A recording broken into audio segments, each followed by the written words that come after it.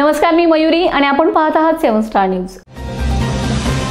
महाराष्ट्र विधानसभेची मुदत आज संपत असल्याने राज्याचे मुख्यमंत्री एकनाथ शिंदे यांनी आपल्या पदाचा राजीनामा राज्यपाल CP राधाकृष्णन यांच्याकडे दिलाय।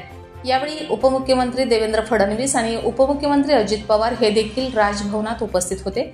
अद्याप राज्यात नवीन सरकार स्थापन झालं नसल्याने राज्यपालांकडून एकनाथ शिंदे यांच्यावर काळजीवाहू मुख्यमंत्री म्हणून जबाबदारी सोपवण्यात आली आहे। नुकत्याच झालेल्या महाराष्ट्र विधानसभा निवडणुकीत महायुतीला स्पष्ट बहुमत मिळाले, मात्र अद्याप मुख्यमंत्री पदाच्या नावावर शिक्कामोर्तब न झाल्याने नवीन सरकारचा शपथविधी रखडलाय। मुख्यमंत्र्यांनी आपल्या पदाचा राजीनामा दिल्यानंतर महायुतीकडून राज्यपालांकडे सत्ता स्थापनेचा दावा केला जाऊ शकतो। नवीन सरकार स्थापन होईपर्यंत राज्यपालांकडून एकनाथ शिंदे यांनाच काळजीवाहू मुख्यमंत्री म्हणून जबाबदारी सांभाळण्याच्या सूचना देण्यात आल्या आहेत। मुख्यमंत्री पदाबाबत विविध तर्क दिले जात आहेत। भाजपला 132 जागा मिळाल्या, त्यांचे 4 सहयोगी पक्षांचे उमेदवारही आमदार झाले। एका अपक्ष आमदाराने आधीच भाजपला पाठिंबा दिलाय।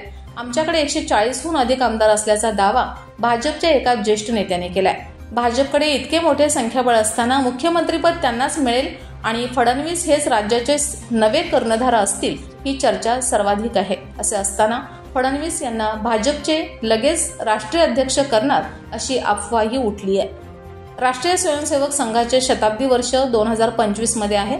अशा वेळी मुख्यमंत्रीपद फडणवीस यांच्याकडेच असावे अशी संघाची तीव्र इच्छा असू शकेल। त्या दृष्टीनेही फडणवीस यांचे नाव घेतले जात आहे। तसे झाले तर एकनाथ शिंदेंचं काय, हा प्रश्नही चर्चेत आहे। Bureau report, 7 star news.